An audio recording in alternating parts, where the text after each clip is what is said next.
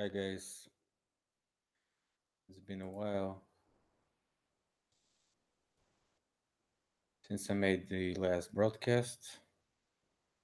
Okay, sound is okay. So, what's the topic for today? Some recent news and what I've seen on internet a couple of weeks from now. I've been talking about it. You all seen in my videos and my past videos that everybody is talking about.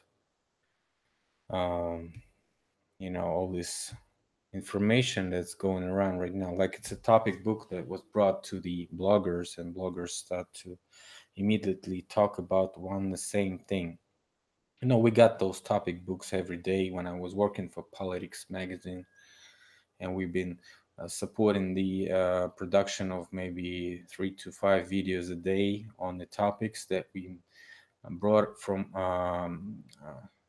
Kremlin administration to us, and so we did it.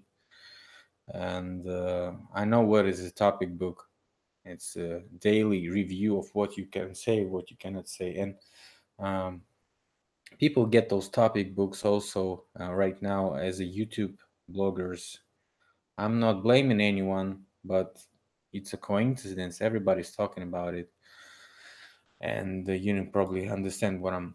But today is not the topic, and let me try to share screen.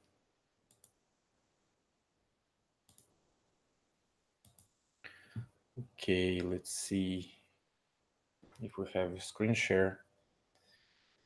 Yes, we have it. So I wanted to show you the so-called columns, but before that, I was, wondering about the map question.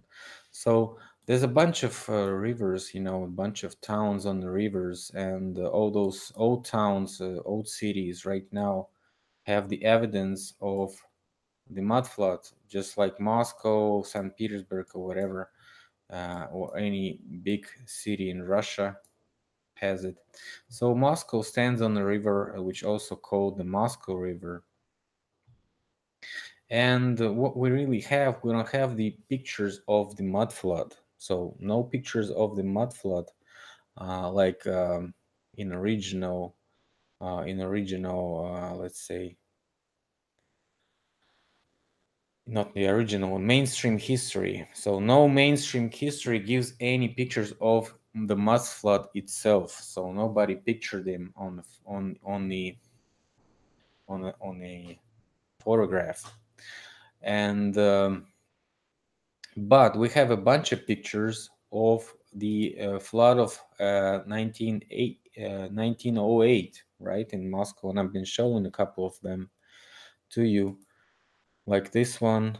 Uh, So it's like all the city was flooded, pretty much the same as we see on the mud flood evidence. So some people even say, look, there's evidence of your mud flood, but I say it's not the mud flood. You can see the water, not the mud. So, but they say, well, if you have water, you probably have the mud underneath, because if the river is consistent of the bottom of the river is some type of you know some type of channel for the water, or maybe it was a channel, artificial channel, which was built before the city was established. Like, we have channels right now in many different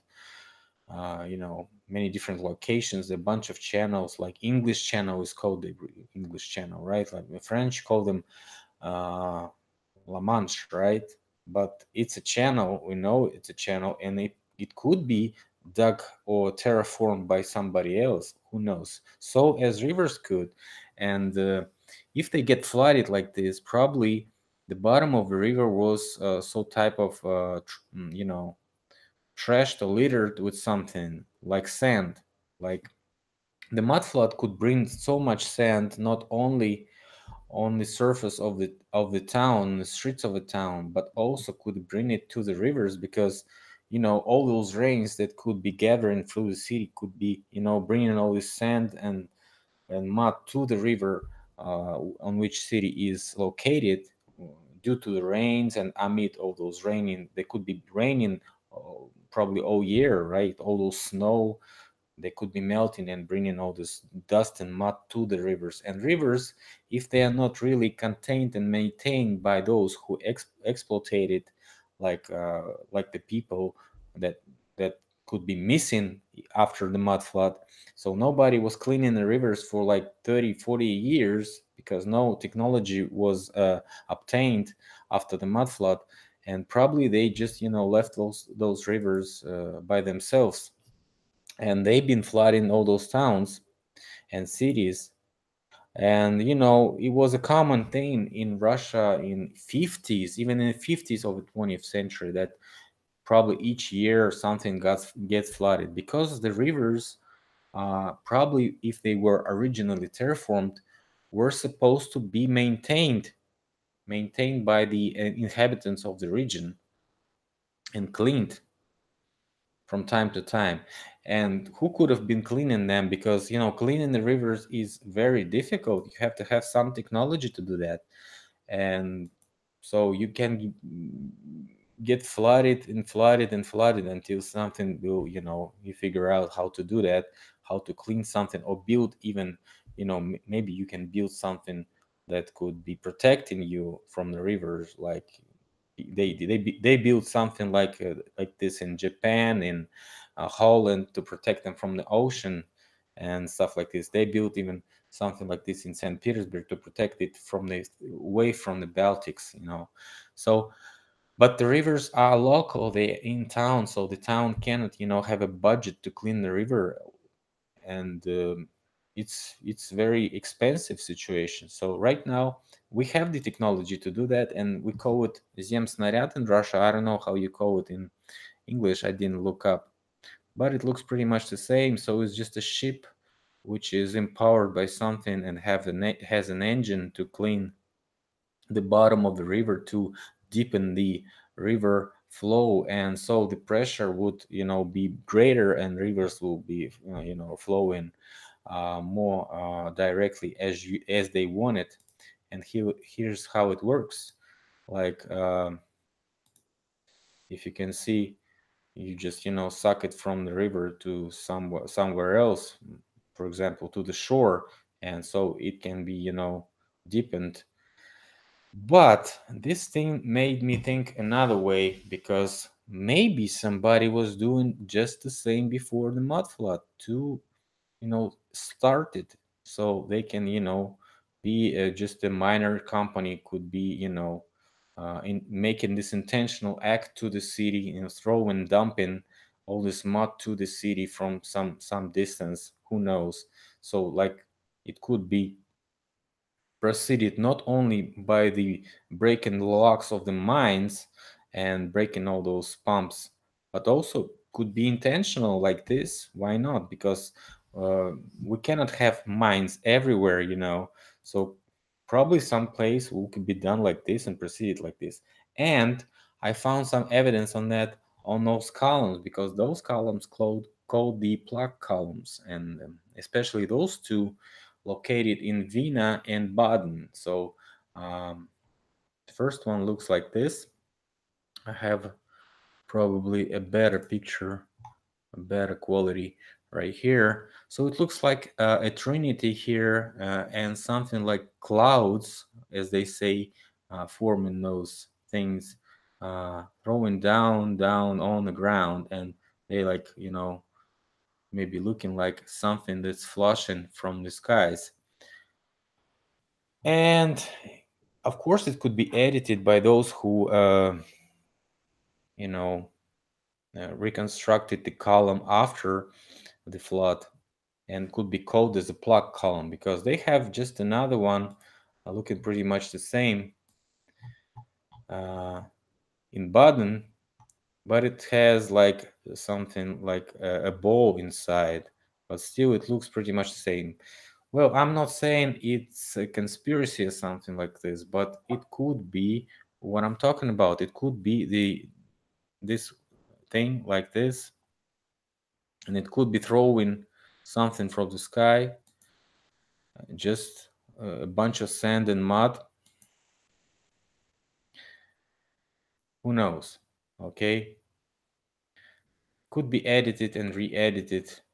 Creating such a flow of mud from the sky could be taken as an intentional act of God, and could be built a column like this, but inverted sense of this column could be inverted to the plaque epidemic thing, and for the saviors of the plaque epidemic could be, could be made up to this. But does it really look like clouds?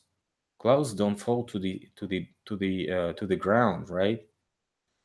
So it looks like maybe well, why not a cloud? Cloud could be a dust cloud, right? Dust cloud, which meets the ordinary cloud, gets a dust storm or even a rain with dust, like looks like a mud rain. It also could be preceded, right? So who knows? So the second one is looking with the ball inside. Also, the ball could symbolize the, you know something like earth, or maybe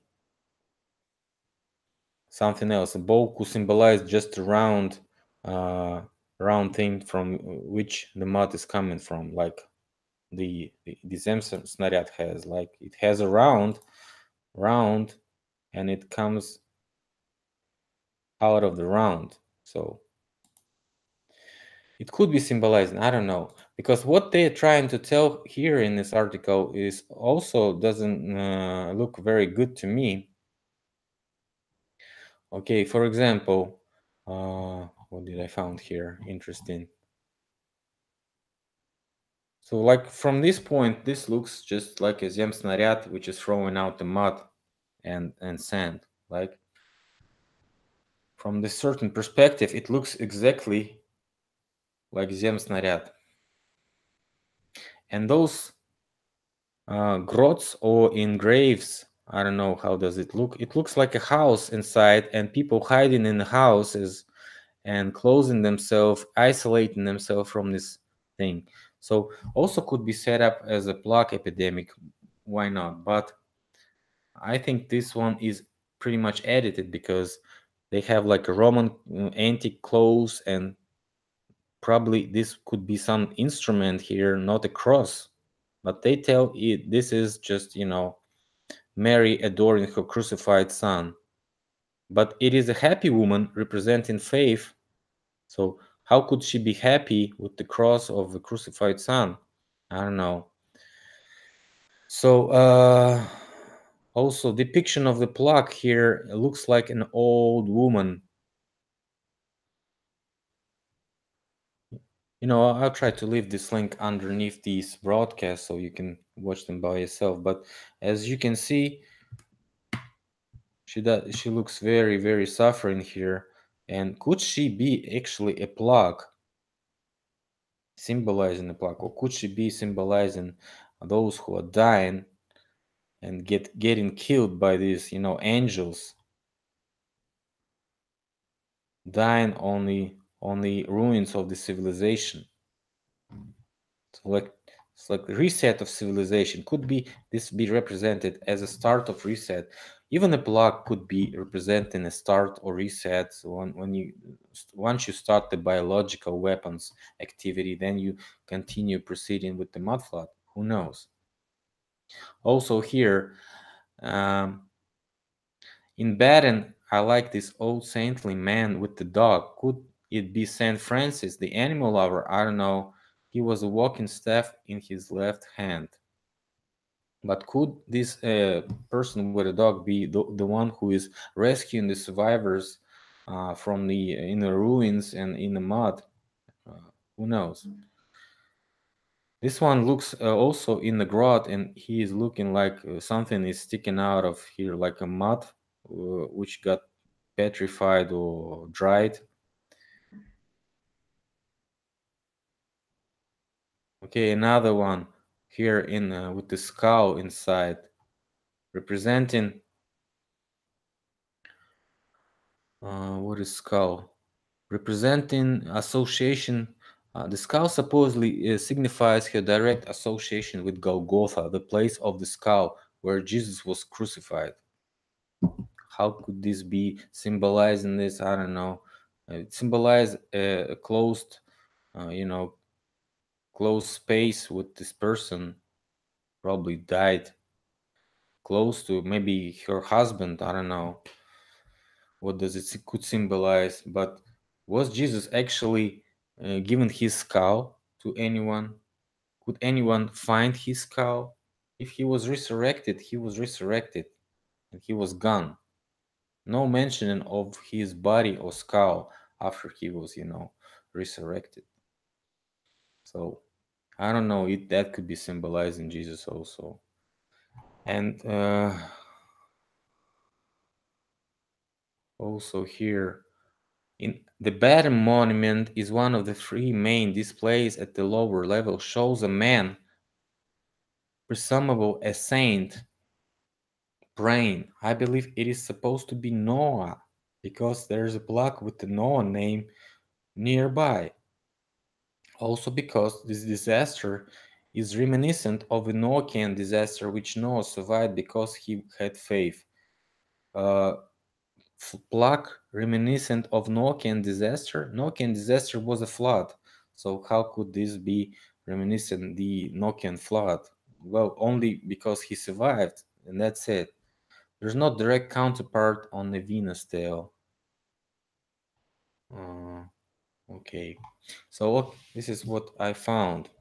I hope that's interesting, and you can look at those stelas, because more stelas are found also plaque stelas, and they kind of symbolize in something else. I don't think this just any clouds here, but they symbolize antique columns here, I guess. But I don't know.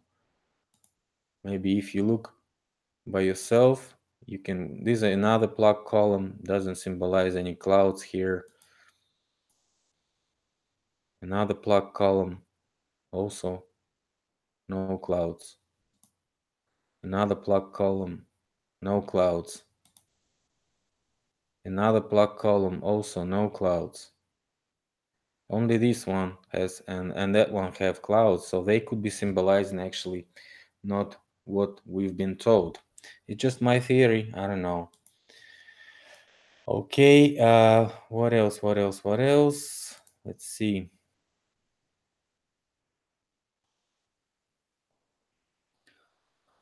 I also found Martin Liedke video today about some children and stuff like this, and he got his information about something happened to him, I guess. So he's like searching for support. If you're not subscribed to Martin, you can find him in the search, and why not give him a little hand and send him some help? Okay, something happened to the dude. Maybe I'm not really in his personal information, but really is something said. Okay, so that's pretty much what I wanted to say today. I'll just look at the comments for the questions. um, let's see.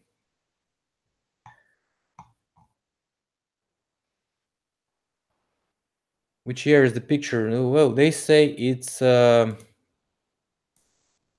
see if we have it. No, I already closed it. So they say it's like 17th century. 1908, this was the picture of the flooding. Neo-totalitarian. So probably no question for the bloody NWO. We don't know who did this. I said these two powers that are obviously controlling right now. It's the Malta Order and the Hansa Merchant Society, ex-Atlantis, ex-Venus Genoa Society, all these merchants and banksters came from this society.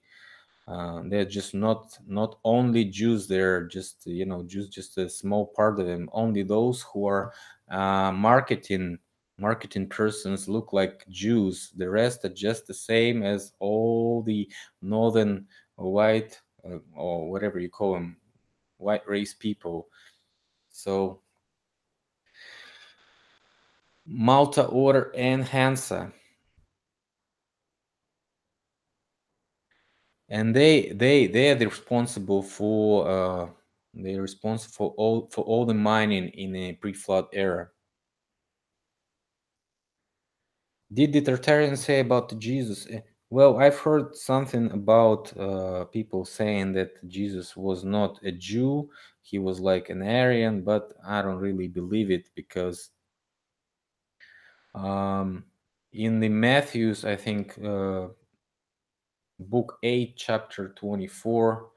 Uh, if correct me if I'm wrong, some woman comes to Jesus and asks him to help her brother, I think, and he's like, "No, I'm not gonna help you." And all those disciples ask him, "Why not? You helped like a bunch of people before. Why not you helping?" He said, "Like she's not a Jew, and I'm not helping." I've been sent here to save all those Israelis and Jews. She's not a Jew, so I'm not helping her. So that is like maybe could be edited, of course, but at least until we debunk that he was really not a Jew, we cannot talk about it. And what does it matter actually? What was his nation?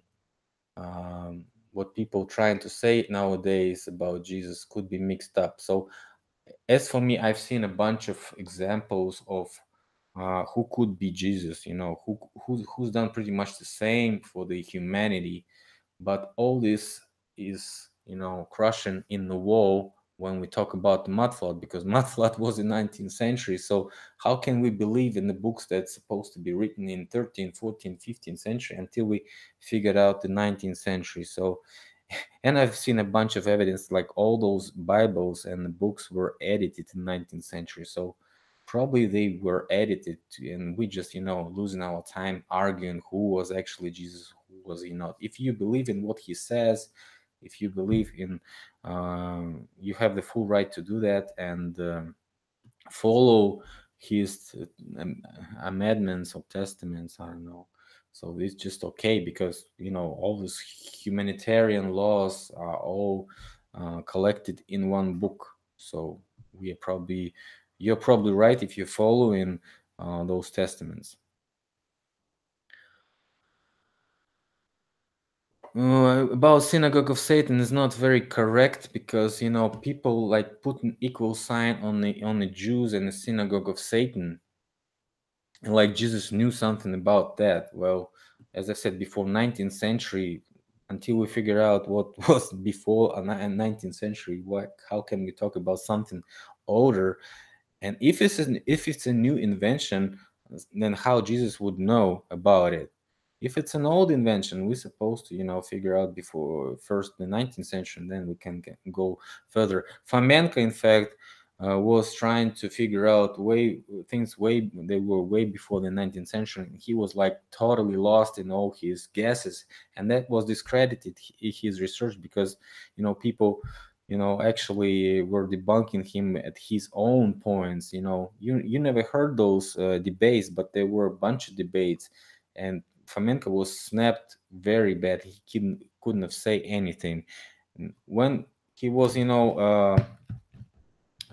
was talking and interviewed by the TV, he was also beaten pretty much bad by those reporters, and he was, um, so I don't think they're correct on what they interpret. They're correct on the event that it was mixed up and changed and extended in the history line. This is all correct, but the resume is not correct.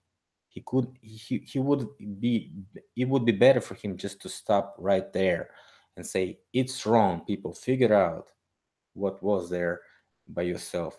And he started to commenting by himself. He's not a historian, and he was laughed and discredited.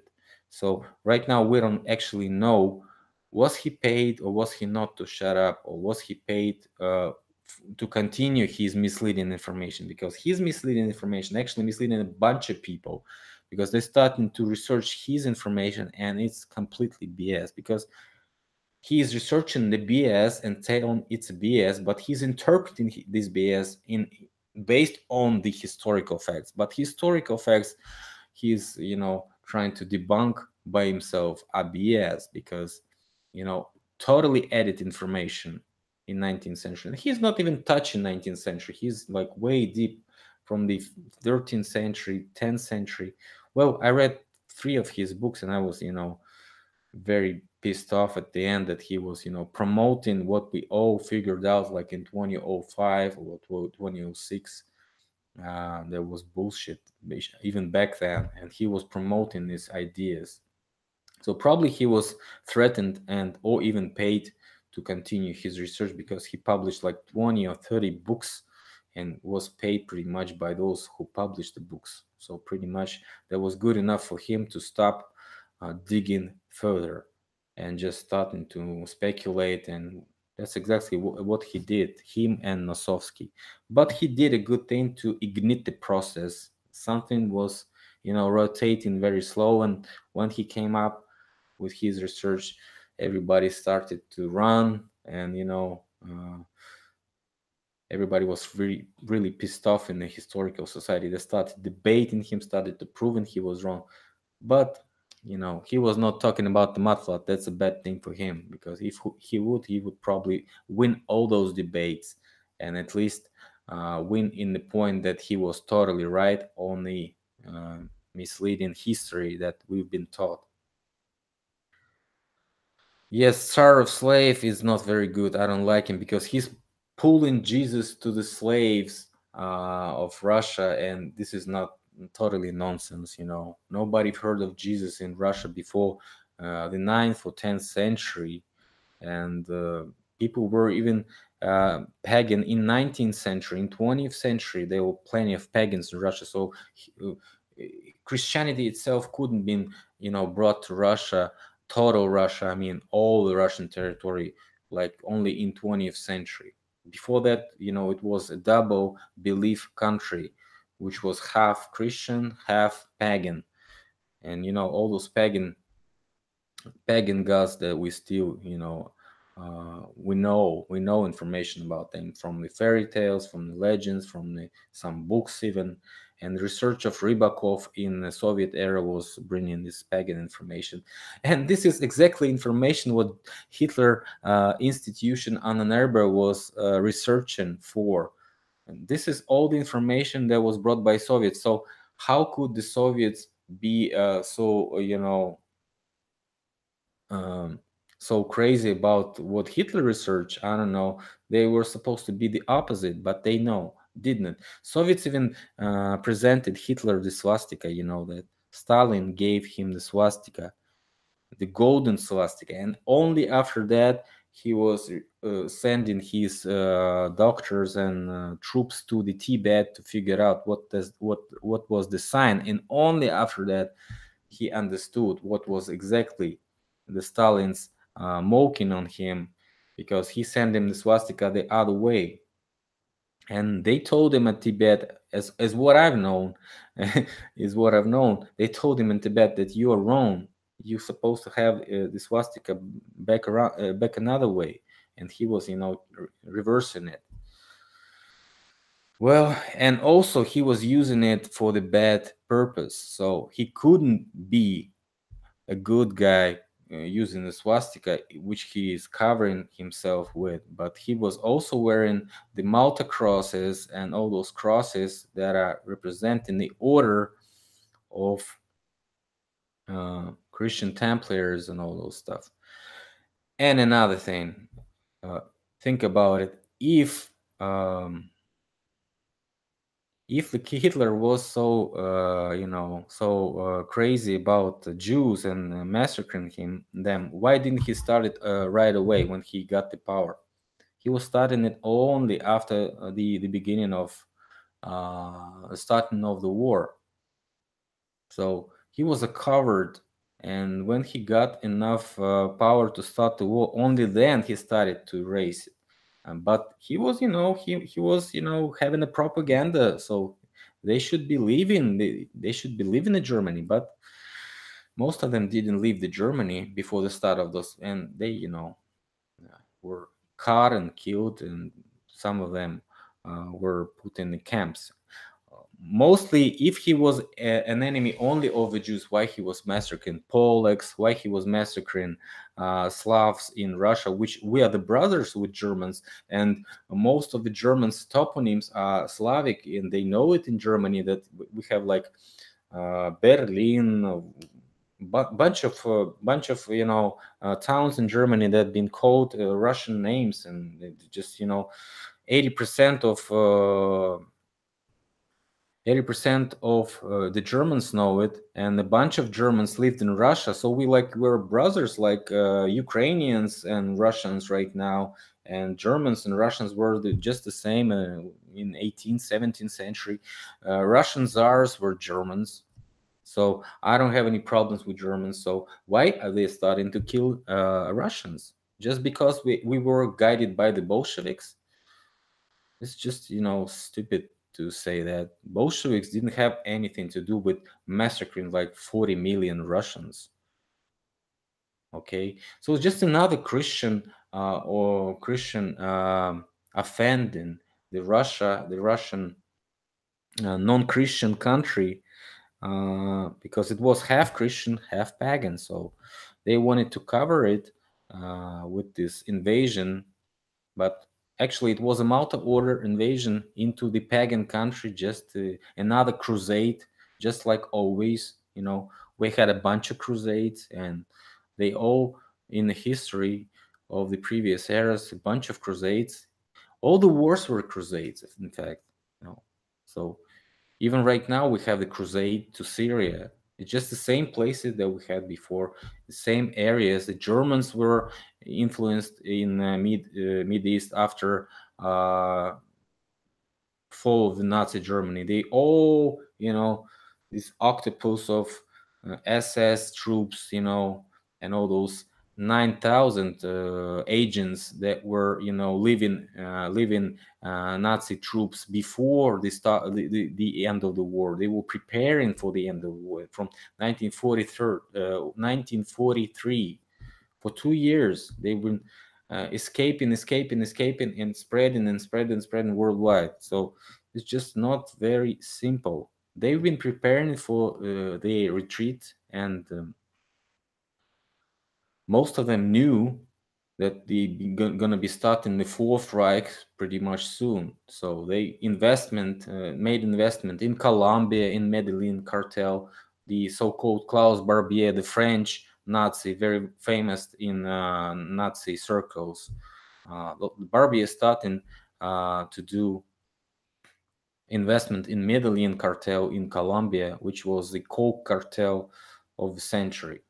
So they started making money, investing it, so they can be invested in an economic way and start in their country and their union in a couple of years. And look what we have today. We have united Europe. All that they dreamed, they have it in in the hands of Germany. We know who controls the EU. Everybody knows it, and Germans know it, but they know that being controlled by the US, but only for the figure, because the US is controlled by Britain, and Britain is controlled by Germany. Everybody is controlled by Germany, in fact. Germans controlling us for like 200 years in different ways, rotating people, changing and changing and changing, but it's all the same. Think about it. All those kings and queens are German. Everybody is a German. So, and even Russians were Germans, and Germans were Russians before. So we just waiting for our brothers to return and shake hands, and everybody stop all those stupid wars just for parasitic control. And we must figure out what was happening in 19th century and all those centuries before, of course. Jesuits, Pope, Muslims all came and been financed by Nazis after the war. So Everybody knows that Switzerland was a neutral country. How could Hitler fight the banks, having Switzerland just nearby, and was a neutral with all those banks and gold inside?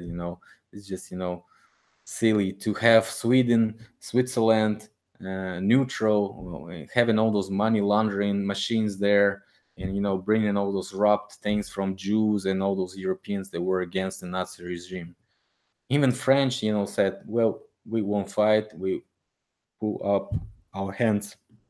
Give us just a half territory so we can rob our French who are not, in mainstream right now." So we have no questions for today. Thanks a lot for watching, guys. I hope you have a nice week and see you later. Bye.